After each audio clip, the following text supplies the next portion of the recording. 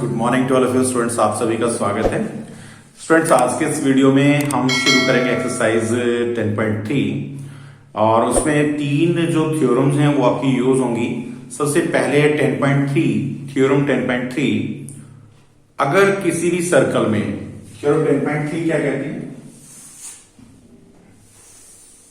तो perpendicular drawn from centre of a circle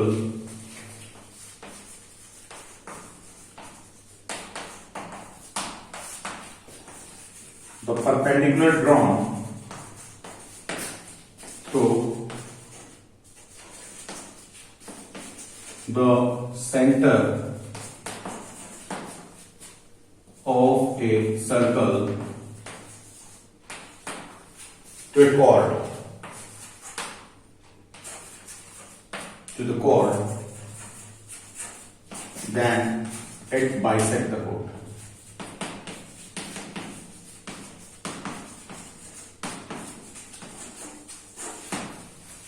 ये student हमारे पास एक सेंटर है सर्कल का O, here O is the center of the circle and AB is the chord.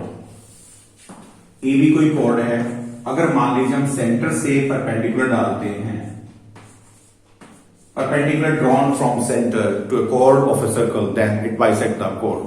तो इस chord को दो बराबर हिस्सों में बांट देगी। मैथमेटिकली हम लिख सकते हैं if AP is perpendicular to AB, then AP is equal to P।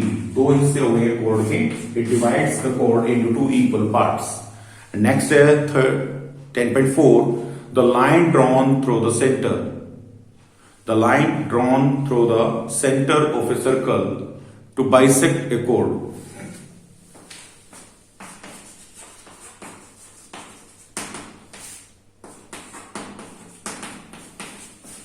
The line drawn through the center, the line drawn through the center of a circle to bisect a chord, through the center of the circle to bisect a chord, then it is perpendicular to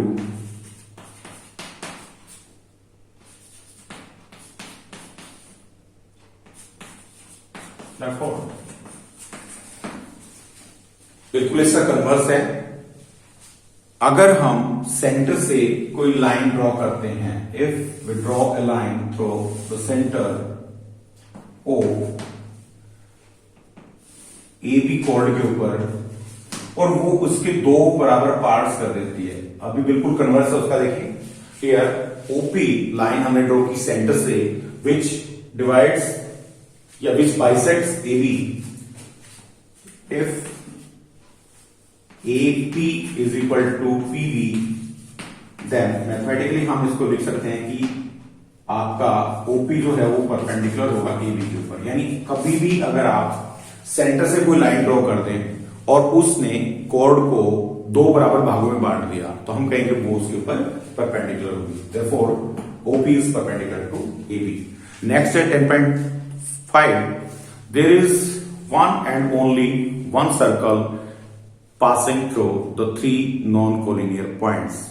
ठीक है, कोई भी आपको तीन non collinear points अगर दे दिए जाते हैं, या non collinear points which means if those points not in a same line, तो कोई भी तीन पॉइंट्स अगर सेम लाइन में नहीं है तो वहां सिर्फ और सिर्फ एक ही सर्कल ड्रॉ किया जा सकता है।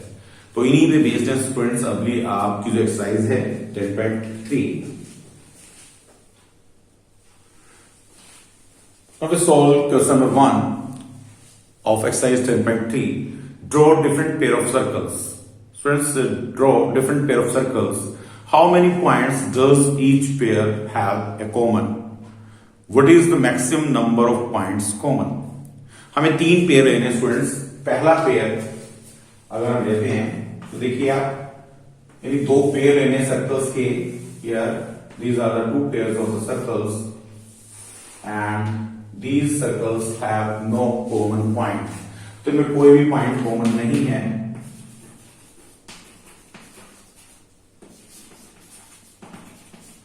and in the second pair we draw two circles and these circles have a common point P. Suppose this one is the P. So these two circles have only one common point.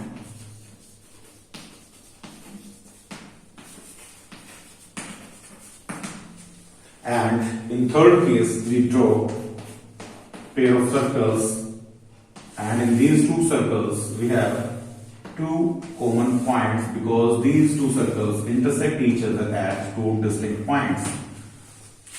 Here, two common points. तो students हमने तीन cases लिए हैं. पहले case में कोई भी common point नहीं है, and in second case we have one common point, and in third case we have two common points. So maximum कितने, what is the maximum number of common points? Therefore the maximum number of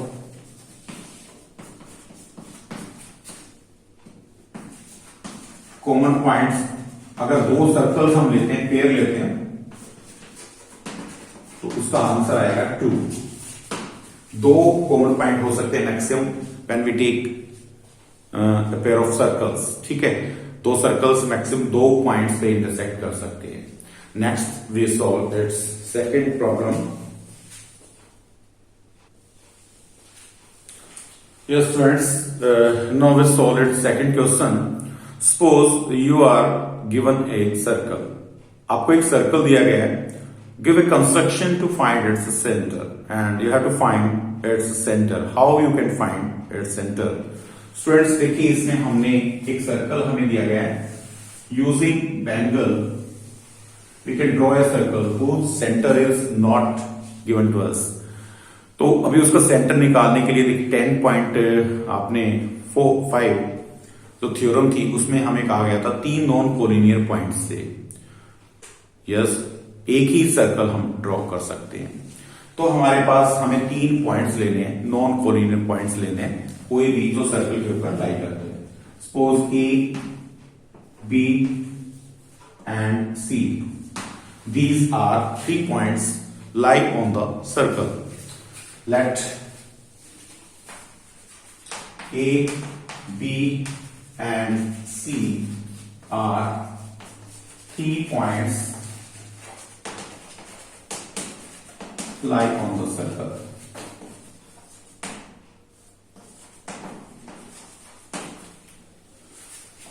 अब इसके ऊपर हम इनको join कर देते हैं. Join A B and B C. Join AB and BC. AB और BC को हमने मिला दिया. Now we draw perpendicular bisectors. Students देखिए 4 चीजें होती है आपके पास. 4 आपने 7th चैप्टर किया होगा और उसमें हम ऑर्थो सेंटर, सर्कम सेंटर, इन सेंटर और आपका होता है सेंट्रोइड. जी हाँ, तो देखिए परपेंडिकुलर बाइसेक्टर्स जहां मिलते हैं, परपेंडिकुलर बाइसेक्टर्स जहां इंटरसेक्ट करते हैं, उस पॉइंट को हम बोलते हैं सर्कम सेंटर. आप जानते हैं perpendicular bisectors of a triangle are concurrent. Definition है आपकी सर्कम सेंटर की. जहां पे परपेंडिकुलर बाइसेक्टर मिलेंगे उस पॉइंट को हम बोलेंगे सर्कम सेंटर. एंड ऐसे ही ट्राइंगल में अगर हम मीडियंस ड्रॉ करते हैं, the point of concurrency of median that is known as centroid, and altitudes of a triangle are also concurrent. अगर हम किसी भी ट्राइंगल में एल्टीट्यूड्स ड्रॉ करेंगे तो वो भी कॉन्करेंट होते हैं, एक ही पॉइंट पे मिलते हैं. And the point of concurrency is known as orthocentre. Orthocentre हो गया. ऐसे ही हमारे जो एंगल्स के बाइसेक्टर हैं, किसी भी ट्राइंगल में अगर एंगल्स के बाइसेक्टर लेंगे हम तो वो भी एक पॉइंट पे मिलते हैं, and that point is known as incentre. उसको हम बोलेंगे इन सेंटर. तो स्टूडेंट यहां पे हम लेंगे परपेंडिकुलर बाइसेक्टर. 3 पॉइंट्स को मिलाकर हम एक ट्राइंगल बना सकते हैं और हमें यहां पे सर्कम सेंटर फाइंड आउट करना है, क्योंकि सर्कम सेंटर का डिस्टेंस हमेशा इक्वल होता है. तो और जो पॉइंट ऑफ इंटरसेक्शन होगा वो आपका सेंटर होगा. Draw perpendicular bisector of A B. पहले हम ए बी का परपेंडिकुलर बाइसेक्टर लेते हैं। मोर देन हाफ अगर कंपास खोलेंगे हम तो ए से हमने आर्क लगाई आधे से ज्यादा खोल के, और बी से हमने आर्क लगाई। दोनों आर्क्स हमारी जो इंटरसेक्ट कर रही हैं उनको हमने ज्वाइन कर दिया। ड्रॉ स्टेप, हमने पहला स्टेप किया इसमें। Step 1 draw perpendicular bisector of chord AB। Next another step, दूसरे स्टेप में हमने बीसी का परपेंडिकुलर बाइसेक्टर लिया। Draw perpendicular bisector of BC। Both the bisectors, perpendicular bisectors intersect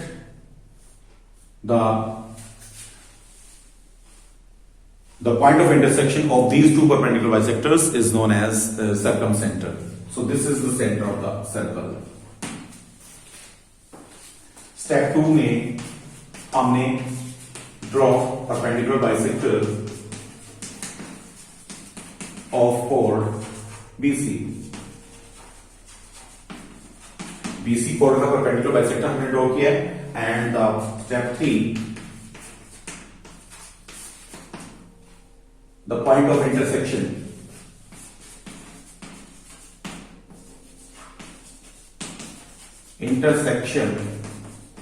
of these two perpendicular bisectors is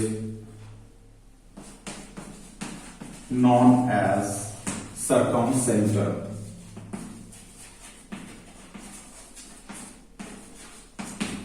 Therefore, O is the center of the circle।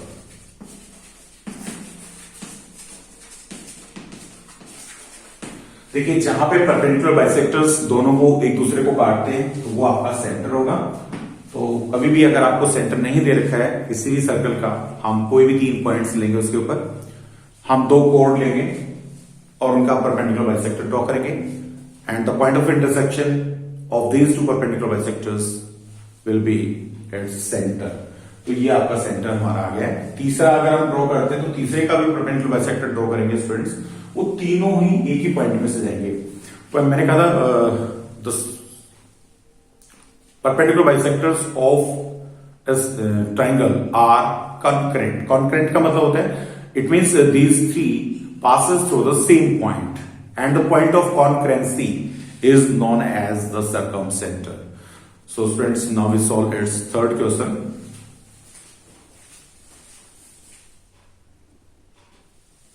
Now question number 3, and in question number 3 if 2 circles intersect at 2 points, prove that the centers lie on the perpendicular bisector of the common chord। देखिए most important एक property की तरह भी आप use कर सकते हैं अगर आप इसको क्लियरली समझेंगे। इसको देखिए हमारे पास 2 सर्कल्स हैं and we know that the 2 circles maximum intersect at 2 distinct point. 2 points पे वो इंटरसेक्ट करते हैं। So 2 circles intersect at 2 distinct point A and B. मान लीजिए ए और बी पॉइंट पे इंटरसेक्ट कर रहे हैं। Here the center of the larger circle is x and here the center of the smaller circle is y। हमने 2 centre circles लिए हैं जिनके सेंटर्स x और y हैं। अब हमें प्रूव करना है कि ये जो कॉमन कोड है इसका परपेंडिकुलर बाइसेक्टर होंगे। यानी अगर हम xy को मिला देते हैं, if we join xy then xy is perpendicular bisector of the common chord। Given में आपको दे रखा है 2 circles intersect each other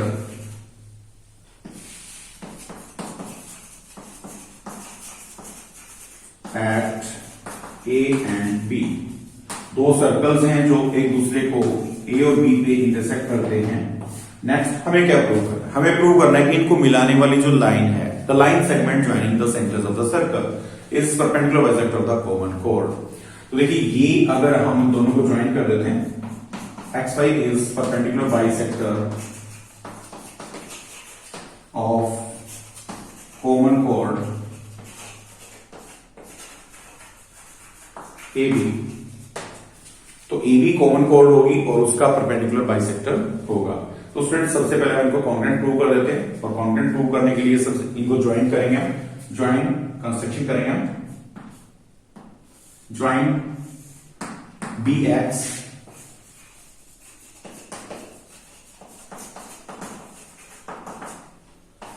join B X B Y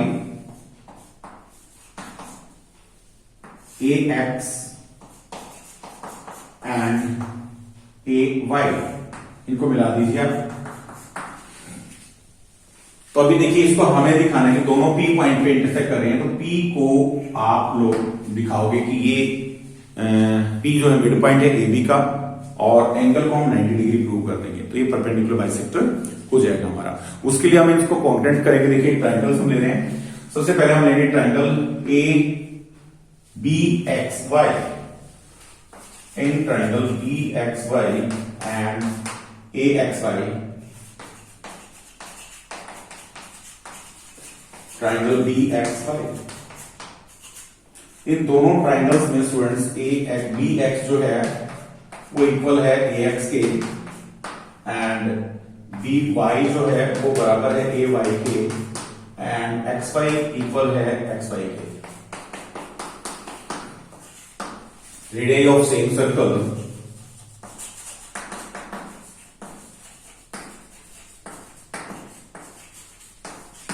reason is same, radius of same circle are equal because these are the radius of the larger circle. So bx is equal to ax, and here by and ay are the radius of the smaller circle, and here xy is equal to xy. It is common side of the triangle, and therefore triangle AXY is congruent to triangle BXY by SSS। Side से हमने दोनों को congruent prove कर दिया है, और CPCT से जो हमारा एंगल 1 होगा वो एंगल 2 के इक्वल आ जाएगा। Therefore angle 1 is equal to angle 2 by CPCT. तो स्टूडेंट अभी हम लेंगे दो ट्राइंगल्स जिनको हम कॉन्ग्रुएंट प्रूव करेंगे। देखिए अब हमारे पास एक ट्राइंगल ये है और एक ये वाली है, तो हम दोनों ट्राइंगल्स को लेंगे in triangle BPX and triangle ABX। ये BPX ट्राइंगल है जो आप देख रहे हैं, और नीचे APX ट्राइंगल है। इन दोनों को हम कॉन्ग्रुएंट प्रूव करेंगे by SAS। ये radius of same circle AX is equal to BX, radius of same circle.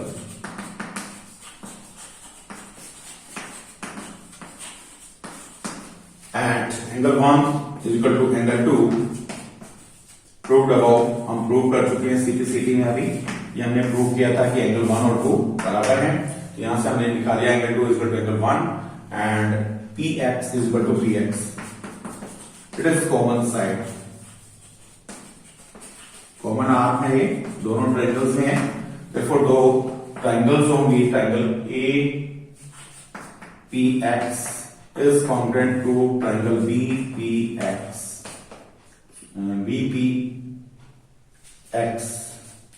by SAS। यहां देखिए APX और BPX दोनों ट्राइंगल्स कॉन्ग्रुएंट हो गई हैं by side angle side criterion से।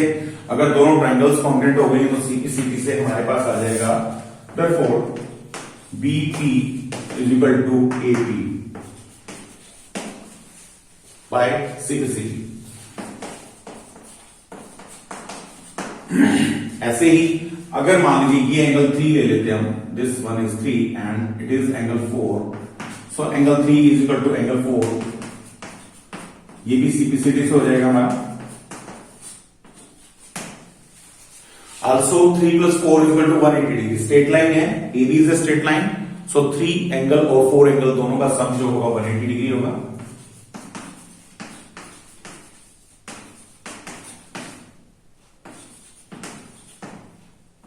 Therefore angle 3 plus angle 4 is equal to 180 degree, linear pair से हो जाएगा हमारा ये। और एंगल 3 एज इट इज रखेंगे, इसको 3 और 4 बराबर है, यहां एंगल 3 में कन्वर्ट कर लेंगे इसको, plus angle 3 is equal to 180, twice of angle 3 is equal to 180 and angle 3 is equal to 180 upon 2। Angle 3 हमने प्रूव कर दिया है 90 डिग्री का। दोनों ट्राइंगल्स में हमने प्रूव कर दिया कि बीपी जो है एपी के बराबर है और एंगल 3 90 डिग्री आ गया है। इसका मतलब जो एक्स वाई यानी सेंटर्स को मिलाने वाली जो लाइन सेगमेंट थी वो कॉमन कोड का परपेंडिकुलर बाइसेक्टर होगा, क्योंकि हमने बाइसेक्टर के लिए बीपी और एपी को इक्वल दिखाया है एंड परपेंडिकुलर दिखाने के लिए हमने 90 का एंगल प्रूव कर दिया एंगल 3 को। Therefore, XY is perpendicular bisector of common chord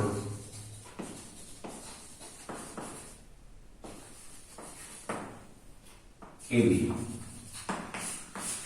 So friends, यहां से हमने प्रूव किया कि कभी भी अगर सेंटर्स को हम मिलाएंगे, the line joining the centers of two intersecting circles is perpendicular bisector of the common chord. So friends, today is complete exercise 10.3 and in next video we'll start exercise 10.4. Till then, thanks to all of you and have a nice day.